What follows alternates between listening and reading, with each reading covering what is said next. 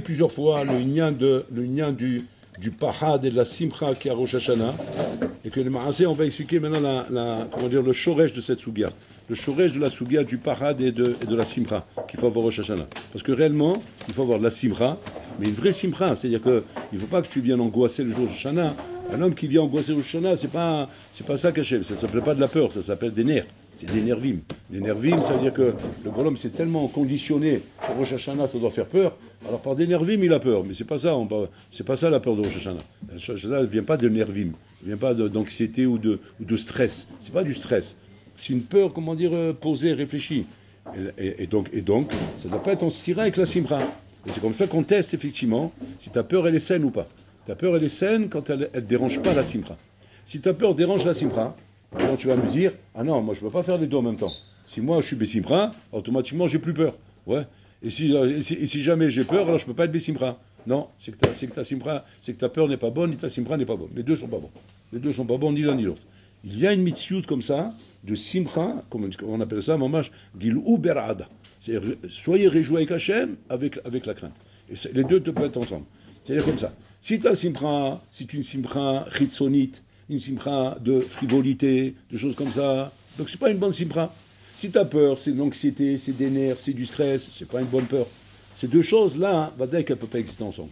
Parce que quand tu es frivole, tu ne peux pas être anxieux. Quand tu es anxieux, tu ne peux pas être frivole. C'est pour ça qu'on a la question et on ne comprend pas, mais comment ça peut être ensemble ces deux choses? Mais pourquoi on a la question? Parce qu'on ne parle pas de la vraie simra. On parle de simra chitzonite, on parle de frivolité. Et on parle d'anxiété ou de stress. Alors on se dit, mais ça ne peut pas être ensemble ces choses-là. C'est parce que ce n'est pas la bonne définition. Maintenant, je vais te donner la bonne définition. C'est quoi la simra dont on parle, Rabotai? La simra dont on parle, c'est la sérénité. De savoir maintenant que quoi? Que je suis mamash ce jour-là, dans un matzav kaviachol, où on me remet dans l'esprit de ce que je suis, de mes valeurs. On me remet en face de mes valeurs. Ah bah d'accord, que quand un homme est valorisé, alors automatiquement il ressemble à la simra. Donc il ne s'agit pas d'une simra de Holelut, ou une simra parce qu'on va bien manger, ou une simra parce qu'on va chanter des chants, ou parce qu'il y aura de l'ambiance. Non, c'est ça, tout ça c'est Ritsoni, tout ça. On parle de simra pnimite, où quand un homme, Rabota, il sent pitom, comment dire, la valeur qu'il a, l'homme se sent valorisé, automatiquement il ressemble à la simra. Donc c'est pas une simra de rigolade, on rigole, on s'éclate de rire, non, c'est une simra, c'est une sérénité intérieure, une sensation de bien-être. C'est ça la simra. Maintenant, c'est quoi la peur? La peur, c'est pas shoot, c'est de comprendre maintenant une ami, la chashivut et l'importance du moment devant lequel je suis. Je donne un exemple dans la vie. Un exemple dans la vie, vous allez bien comprendre. Par exemple, maintenant, je te convoque, je t'appelle, je dis, monsieur, j'aimerais bien que vous veniez chez moi, j'ai un poste important à vous proposer. Bon, il est content, c'est une grosse boîte. Il travaille dans une grosse boîte. Parce que maintenant, il avait un poste normal. Mais maintenant, le patron, il appelle pour lui dire, j'ai un poste important à vous proposer. Bon, il dit, c'est bien, il va voir le patron. Il dit, voilà, je vous propose, Pachout, de prendre chez la nana de toute cette partie de mon entreprise. C'est vous qui êtes ménage, c'est vous le directeur de tout ça. Alors, le bonhomme, au même moment, il ressent de la simcha et de la peur. Ça, c'est ça dont on parle. Il a de la simcha, pourquoi? Parce qu'il est serein, il est honoré de ça. Il dit, bon, cher Olam, tu te rends compte de la valeur qu'il me donne? Tu te rends compte de quelle confiance il me donne? Il me donne un poste important, il me donne d'être ménaël de tout un département. C'est Atsoum. J'étais dans ma tête un petit prolétaire de dessous, un petit bonhomme qui travaille un petit peu comme ça. Donc, maintenant j'ai un poste, j'avance dans ma carrière. Je sens que je vais devenir quelque chose. Cette chose-là me donne la simra. Et c'est comme ça chez l'homme. L'homme, il maasé, ressent la simra lorsqu'il ressent qu'il est en valeur. Mais en même temps, j'ai une peur. C'est quoi cette peur? Le trac. J'ai peur. Attends, c'est une responsabilité, c'est pas de rigolade. Le directeur, c'est vrai, mais quelque part, quand tu n'es pas directeur, tu es planqué. Mais là, il n'y a plus de planque maintenant. Parce que là, maintenant, quoi qu'il arrive, s'ils ont réussi, tant mieux. Si on ne réussit pas, c'est moi le responsable. Donc là, le bonhomme, ça le met en anxiété. Mais cette anxiété, elle est saine. C'est pas un stress. C'est pas un stress, genre, parce que le bonhomme, il est en train de faire des bêtises ou quoi. Non, c'est une anxiété saine parce qu'en fait, elle est là dans un but, dans le but d'avancer, de construire. Maintenant, la responsabilité, elle est bonne dans la vie. Dans la vie, c'est bien d'être responsable. Parce que c'est comme ça qu'on avance. On n'avance pas en se planquant dans la vie, Rabotai. Dans la vie, on avance en prenant des responsabilités. Maintenant, c'est vrai que ça donne de la crainte, mais c'est comme ça qu'on avance, Rabotai. On n'avance pas, Rabotai, on n'avance pas sans se mettre en avant dans la vie et sans prendre de responsabilité. Un bonhomme qui passe son temps à se planquer, Rabotai, Ça, c'est, comment dire, les courlinons, on appelle ça. Chauffeur de métro. Pas trop vite le matin, doucement le soir. C'est un chauffeur de métro, il va, il vient, il n'a pas de responsabilité, pas de truc, pas de casse-mon-tête. C'est fonctionnaire à la courlie, tranquille, il est là, on lui demande rien, c'est toujours le même travail, toujours le même truc, ni ça monte, ni ça descend, il n'y a pas de surprise, il n'y a pas de truc, voilà, il reste tranquille comme ça. Et quelque part, l'homme il aime ça, parce qu'il a aslan, mais c'est pas comme ça qu'on avance dans la vie, en bouteille. Dans la vie, il faut prendre des responsabilités, il faut avancer, il faut prendre des reviews, il faut se mettre en confrontation avec soi-même, pour pouvoir exploiter nos corottes. Donc ça, c'est le lien de Rosh Hashanah. Maintenant, on va expliquer ce que je viens de dire maintenant dans Rosh Hashanah. Où se trouvent ces trucs-là dans Rosh Hashanah? Où est-ce que dans Rosh Hashanah, on me met en face de mes valeurs? C'est-à-dire, on me met en valeur à Rosh Hashanah. Et où est-ce qu'en même temps, je vais éprouver de la crainte par rapport à ces valeurs en face desquelles on me met. Regardez bien ce qui se passe. À Rosh Hashanah, c'est marqué que Kadosh Baruch Hu, il a été voir, comme ça le Midrash il ramène, il a été voir Abraham Avinu. Il a dit à Abraham Avinu, qu'est-ce qu'on fait avec tes enfants? Il dit quoi, qu'est-ce qu'ils ont fait encore? Ben, Pachout, ils arrêtent pas de me faire des coups dans le dos. Ils arrêtent pas de me faire des coups dans le dos, qu'est-ce que je fais avec eux? Alors là, il me dit, bon, il parle avec Abraham une fois qu'il est parti de ce monde, hein, il parle avec lui en haut. Il parle avec lui en haut. Tes enfants, regarde ce qu'ils font. Voilà, tu veux que je te montre? Hachim me montre, il voit c'est le cirque. C'est le cirque. Il dit, qu'est-ce que je fais avec eux? Alors, Abraham a vu, qu'est-ce qu'il voit? Il est dans le Olam Haemet là-haut. Qu'est-ce qu'il dit à Kosbourou? Il dit, Yamutu behata. Ils ont qu'à mourir avec leur faute. Timchaot. Allez, fais-les disparaître. C'est qu'Abraham Avinu Kavichol, malgré qu'il est chesed, c'est le hamoud à chesed, mais puisqu'il voit que quoi? Qu'ils ne font pas la volonté d'Hachem, et au contraire, ils vont contre la volonté d'Hachem, même si on veut du chesed, mais le chesed, c'est pas d'entretenir le mal. Ça s'appelle pas du chesed. Entretenir le mal, c'est pas du chesed. Le chesed serait quoi? Il fait disparaître le mal. C'est ce qu'il a fait avec Shmuel. Quand Israël a dit, renvoie-lui avec sa femme, avec sa mère. Pourquoi? Parce qu'ils font que des bêtises ici. Abraham Avinu, il est chesed. D'accord, il est chesed, mais il n'est pas non plus, dans son chesed, en train d'entretenir le mal. Qu'est-ce qu'il fait? Il renvoie. L'autre, s'est disputé, ça ne marchait pas, il renvoie. Donc tu vois que le chesed, c'est pas genre être faible, être plein de sentiments vers l'autre, et d'avoir la pitié, d'avoir la peine. Non. Chesed, c'est quand les choses, effectivement, vont dans le bon sens. Ça ne va pas dans le bon sens. Le chesed, justement, c'est de nettoyer, c'est d'envoyer. C'est ça le chesed. Le chesed, c'est qu'on ne laisse pas une chose pourrie, une chose qui pourrit. Tu as une pomme pourrie dans la cagette, ne va pas dire maintenant, non, la pomme, pourquoi je vais la mettre dans la poubelle, et les autres, après, ils vont avoir de la peine. Voilà, si je ne mets pas dans la poubelle, elles vont toutes pourrir. Donc voilà, il ne faut pas chercher comme ça. C'est le derer hayashar. Qu'est-ce qu'il veut Abraham Avinu? Il dit que je bois au roux, timcheotam, efface-le. Quand je bois, il n'est pas content. Il n'est pas content de la réponse. Parce que Hachem, il veut trouver du srout pour Amisraël. Hachem, ça ne lui plaît pas d'effacer Amisraël. Il dit, bon, on va voir Yaakov Avinu. Il a sauté Israël, parce qu'Israël, il a peur. Israël, c'est Midatadine. Il dit, bon, lui, c'est le dernier qu'il faut aller voir, lui. Parce que si Abraham, déjà, Chesed, il me dit efface-les, lui, il va me dire tout de suite. Tu l'effaces tout de suite. Il va savoir ce qu'il va me sortir. Il est parti voir Yaakov. Yaakov Avinu, dis-moi, qu'est-ce qu'on fait avec tes enfants? Il dit, qu'est-ce qui se passe? Qu'est-ce qu'ils ont fait? Mais il faut Hachem Mishmor. Ça va pas du tout. Il ne va pas du tout, efface-les. Bon, comme Abraham a vu. Quand je brûle, il n'a pas le choix. Alors, qu'est-ce qu'il fait? Il va voir Isaac Avinu. Il va voir Isaac Avinu. Et à ce moment-là, quand il va voir Isaac Avinu, il dit, tes enfants, ça va pas, qu'est-ce qu'on fait? Alors lui, là, Hachem, il s'attendait tout de suite qu'il va dire, Kalvachomer, que lui, il va me dire, efface-les. Et là, Isaac Avinu, il surprend Hachem. Il surprend Hachem.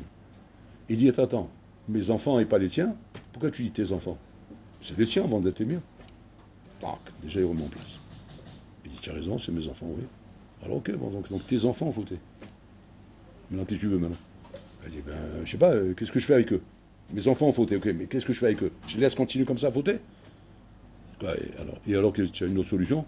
Alors, il dit, ton père, ton grand-père, il m'a dit, et ton fils, ils m'ont dit qu'il faut les éliminer. Il dit, attends, il faut les éliminer, pourquoi? Parce qu'on n'a pas trouvé d'autre solution. Mais il y a peut-être une autre solution. Il dit, laquelle? Il dit, viens, on fait moitié-moitié. Il dit, c'est quoi moitié-moitié? Eh bien, toi, tu prends la moitié d'un vélo, moi, je prends l'autre moitié. Voilà, et on porte. On porte le brancard.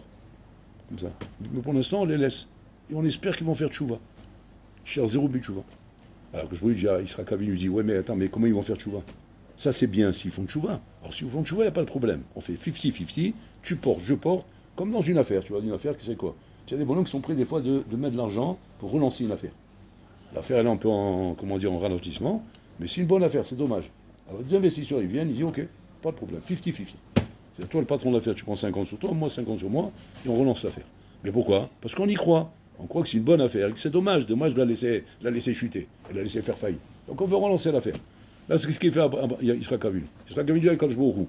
Dis-moi, Am Israël, c'est une bonne affaire ou pas? Il va dire que c'est une bonne affaire, sinon jamais je les aurais pris. Ah, c'est pour ça que je suis sorti d'Égypte. Donc ça t'intéresse. Ok. Alors viens, on fait 50-50. Tu prends 50 sur toi et 50 sur moi. Ok? Donc je dit ok, pas de problème. Mais c'est quoi le programme de sauvetage? On prend 50-50, mais si maintenant c'est 50-50 avec un trou dans le pneu, en fin de compte, il y aura plus d'air à la fin. Donc on aurait perdu toi 50, moi 50. Si tu me dis maintenant qu'il y a un espoir, oui. Il dit pas qu'il y a un espoir. Il dit quel espoir? Et c'est là que vient dans la paracha, et regardez comme c'est mitraber, c'est Hatsoum. Là vous allez voir comment le midrash est mitraber avec la paracha. Et comment en réalité c'est simultané tout ça. Seulement nous on ne sait pas faire les coordinations. Sauf si on nous explique, on nous met le doigt dessus, on te dit ah voilà regarde. Et là c'est magnifique. Pitom, Israël Kavinu, il appelle Esav, il dit prépare-moi ma ta'amim pour que je te fasse une bracha. C'est là-bas que ce midrash il est mitraber. Prépare-moi ma ta'amim pour que je te fasse une bracha. Et là-bas il explique là-bas, c'est quoi ma ta'amim? Il demande à Esav, qui est le représentant du mal, c'est-à-dire le Satan, il lui demande d'amener la Averot d'Am Israël. C'est ça ma ta'amim. Il demande là-bas, le midrash, il dit mais pourquoi tu appelles ça ma ta'amim? Kacher hafti, comme ça il dit là-bas. Les mata'amim que j'aime. Genre, fais-moi un festin. Attends, mata'amim, c'est l'Averot. Et les Averot, tu les aimes. C'est quoi le pshat? Il sera qu'il aime les Averot. Il veut qu'on y amène un festin. C'est quoi le festin? Les Averot. Amène-nous les Averot, j'adore ça.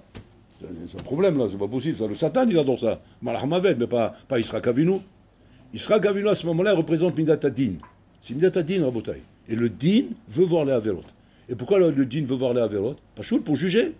Pour juger, condamner et punir. C'est ça le Din. Et le Din, donc, à Kaverchol. Pas qu'il est content qu'ils ont fait des Averot, mais il aime bon temps les Averot pour pouvoir faire le Din et ne pas laisser le monde Efker. Donc il dit, amène-moi la Averot. Donc qu'est-ce qu'il fait, Esav? Bon, Esav, il va chercher la Averot d'Am Israël. Et Israël, il attend pour l'instant. Et tout ça, pourquoi? Pour que je te bénisse.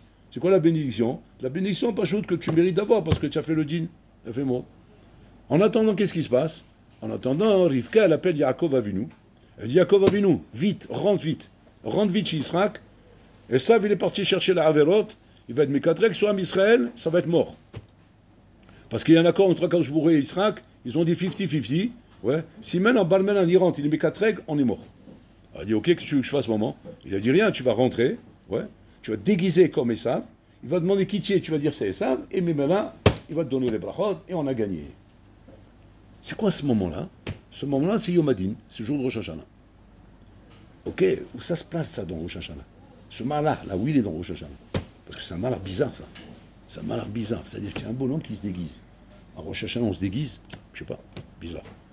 Et ce bonhomme qui se déguise là, il est censé normalement venir faire croire qu'il est Esav. Il se déguise, il fait croire qu'il est Esav. C'est quoi ce film là?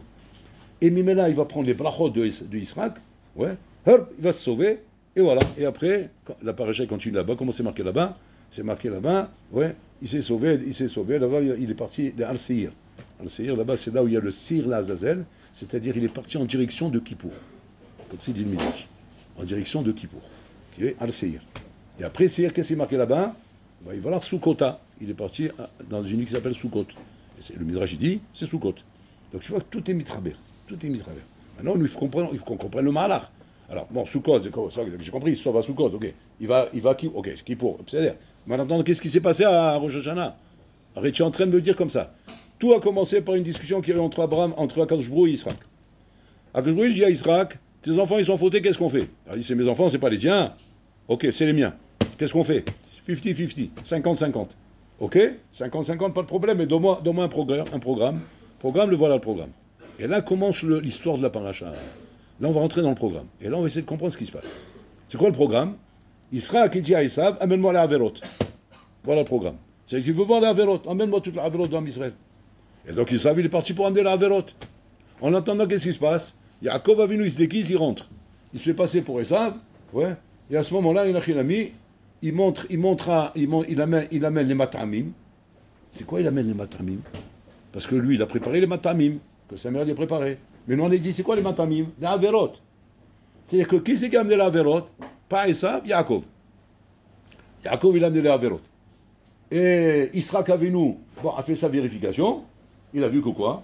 Yadayim Yadei Esav, Kol Yaakov. Voilà comme il a fait. Et Mimela, il a béni. Il faut vraiment le malin, là. Il y a un malin bizarre. Là. C'est quoi ce pchat là? Kol Yaakov, Yadayim Yadei Esav. Tu vois pas, même si tu vois pas, parce qu'il ne voyait pas bien Israël. Mais d'accord, mais tu entends la voix de Yaakov. Pourquoi Israël qui ferait la voix de Yaakov? Et là, ça met des doutes, non? Alors vérifie un peu plus. Tu dis oui, il a vérifié. Qu'est-ce qu'il a vérifié? Il a dit, viens un moucheni béni. Je veux te toucher. C'est ça la vérification. Qu'est-ce qu'il touche? Ben, il touche parce qu'il sait que Esav, il est poilu. Alors il touche voir, il sait que Yaakov, il est halak. Ouais, comme une femme, il a une peau halak. Il touche, il voit les poils. Il voit les poils, c'est-à-dire quoi? Bon, c'est Esav. Il y a Daïm, il est Esav.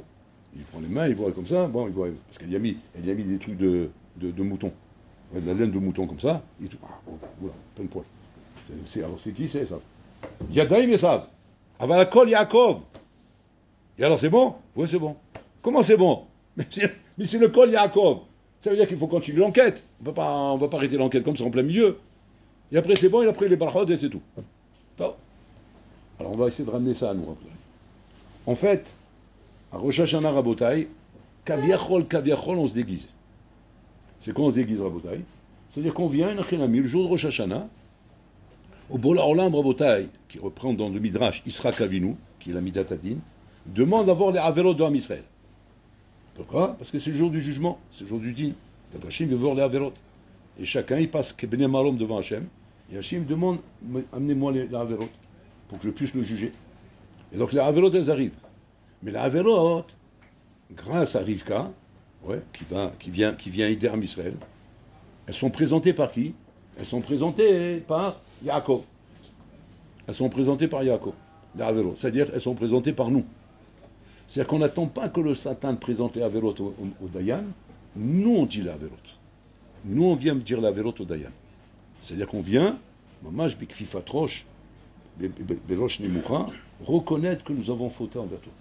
C'est-à-dire, on vient reconnaître. Nous, Modim à la Emet.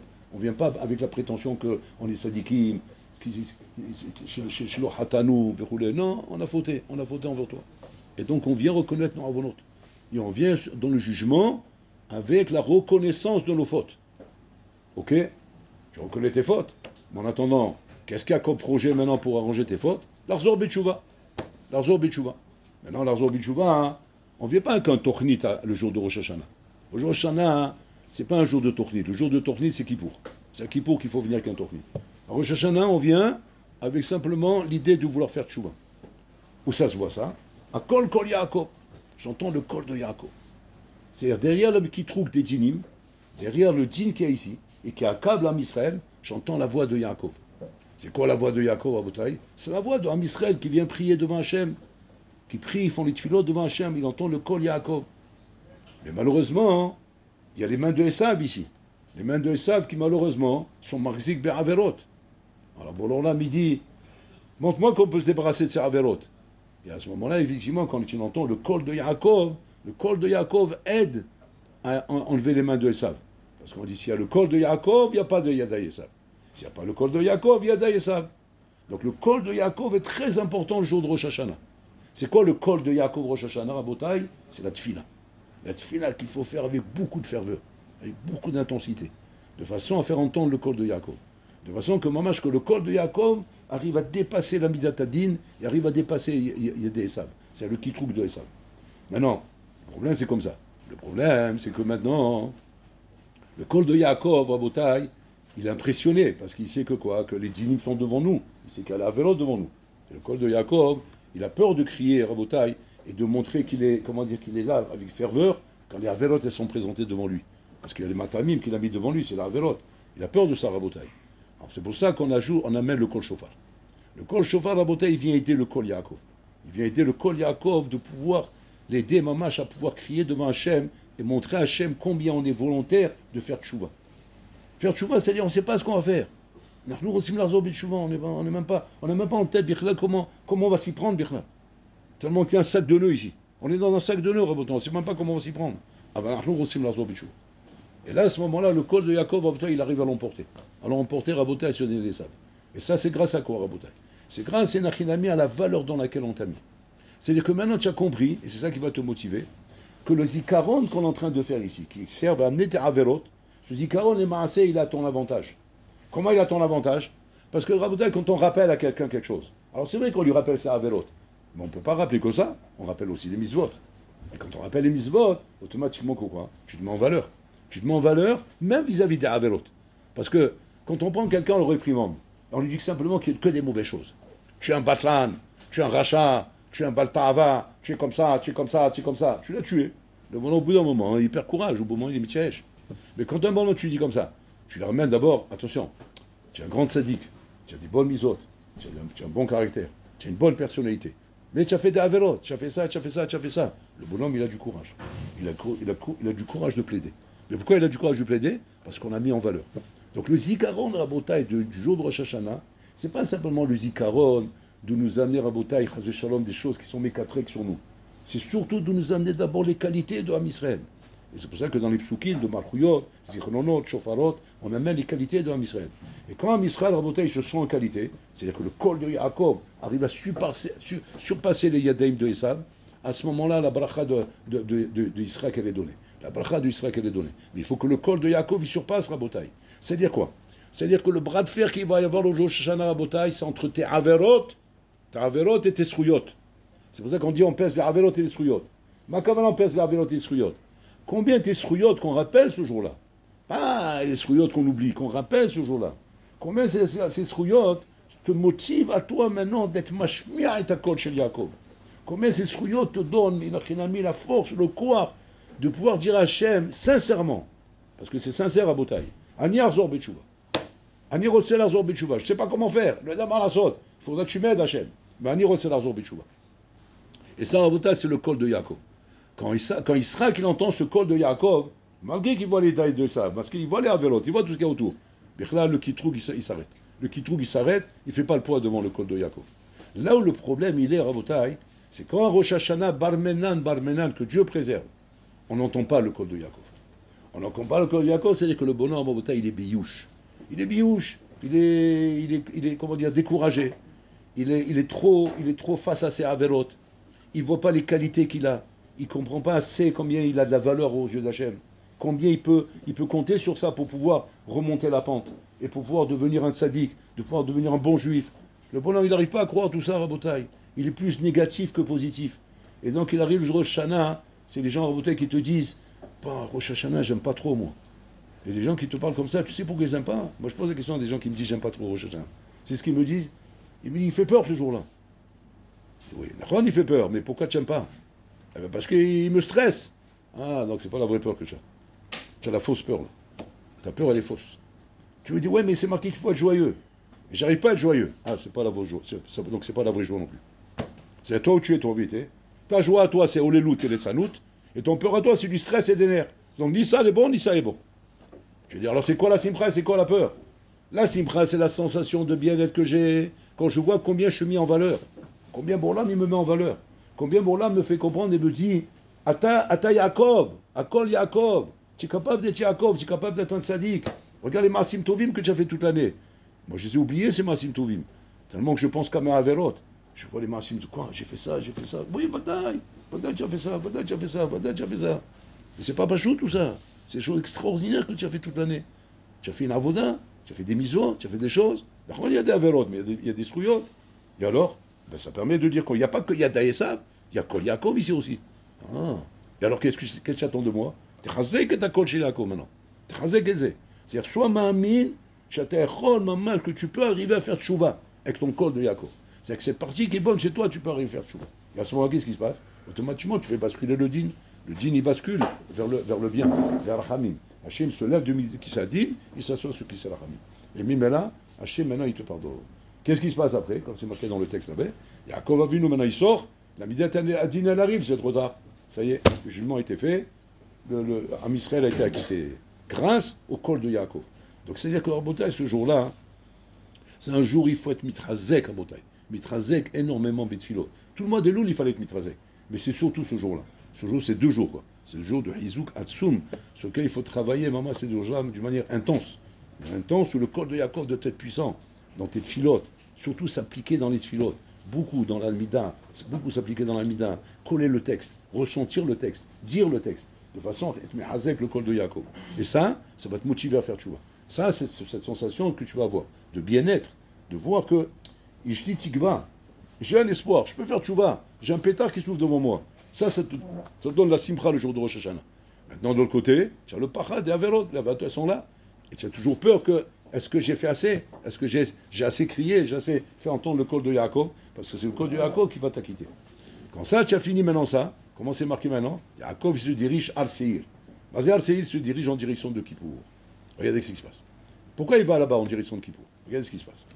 Et ça, maintenant, il arrive. Une fois que Yaakov, il est sorti. Et quand Esav, il arrive, il dit, bon là, tu t'es fait rouler. Il dit, pourquoi je me suis fait rouler? Mais tu vois pas, c'est un imposteur là qui est rentré. Il a fait croire Yenachinami que c'est le col de Yaakov, mais en vérité, Yada Esav, mais en vérité, c'est pas moi. Tu m'as demandé d'amener la Averot. Me voilà avec la Averot. Et moi, quand j'amène la Averot, moi, j'amène que la Averot. J'amène pas autre chose, moi. Et donc, à partir de là, ils sont condamnés. Mais maintenant, tu l'as quitté, maintenant. Tu lui as donné le barchot, maintenant. Qu'est-ce qu'il dit, Israq? Il dit, Gam Baruchie. Pourquoi? Parce qu'il dit là-bas, ils savent quelque chose. Qu'est-ce qu'il dit là-bas, ils savent? Et ça, il lui dit comme ça. Il lui dit, il m'a roulé 2 fois celui-là. Comment ça 2 fois? Et Bilkati Lakar, Vegam Bechorati Lakar. Il m'a pris la Bechora et la Bracha. Et ça, Israq, il entend ça, Gam Baruchi. Si c'est comme ça, la Bracha est allée. Qu'est-ce qui s'est passé là?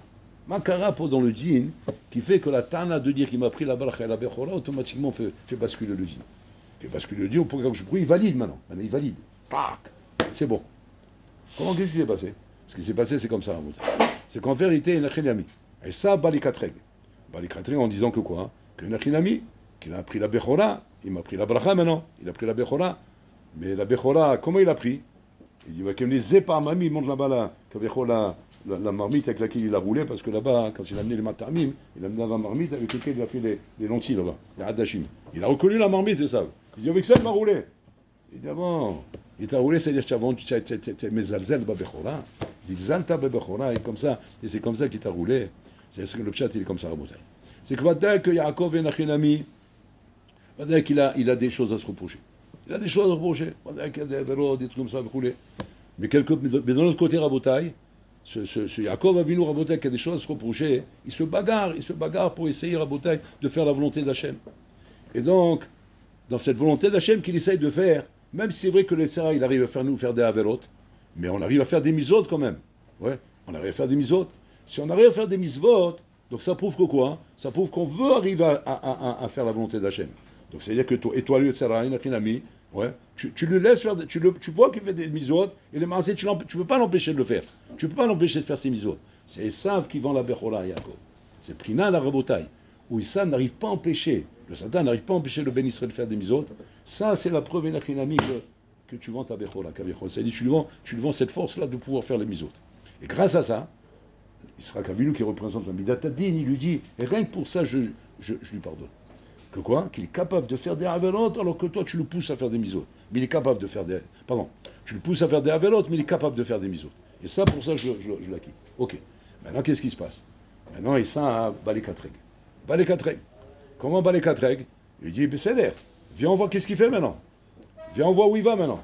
Parce que s'il est massé, ouais, tout ça c'est du bluff. Et tout ça, c'était juste pour prendre la bracha. À ce moment-là, à ce moment-là, je peux revenir avec mes 4 règles. Qu'est-ce qu'il fait Yaakov Avinu Rabotai? Il se dirige en direction de Kippour. De Kippour, c'est-à-dire Saleh Mitchouva, direction de Kippour. Pourquoi? Pour montrer, non, je ne bouge pas. Mon col de Yaakov ne bouge pas. Il reste intègre, cohérent, et je veux dire en direction de Kippour. Et quand on arrive à Kippour, qu'est-ce qu'il fait là-bas? À ce moment-là, Yaakov Avinu Rabotai, il fait le choix du camp. Du Mahane.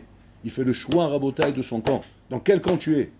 Il prend le cire, l'Azazel, il dit, tiens, prends ça pour toi, ça c'est ton camp, mon camp, moi c'est Akadosh Baruch Hu. Je suis avec Akadosh Baruch Hu. Et là, Akadosh Baruch Hu, qu'est-ce qu'il fait? Là, il donne la Khatima. Parce que là-bas, on avait la Ktiva. Maintenant, il donne la Khatima. Maintenant, le Yessara Rabota, il n'a pas fini. Il n'a pas fini, Yessara. Qu'est-ce qu'il fait, Yessara? Ok, il m'a roulé encore une fois.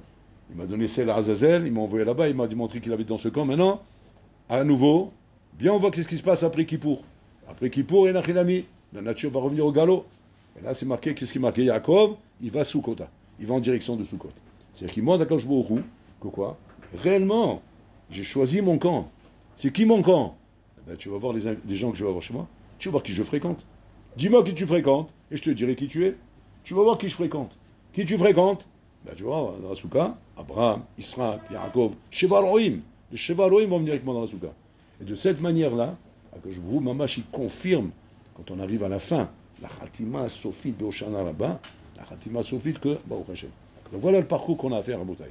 Trilat Adeler, ça commence à Rosh Hashanah, et on termine où à Shmini Atzeret, là-bas à la fin de Sukkot, à Botaï, avec Simchat Torah, on va danser avec Akadosh Baruch Hu, parce que Akadosh Baruch Hu sera content d'avoir récupéré ses enfants.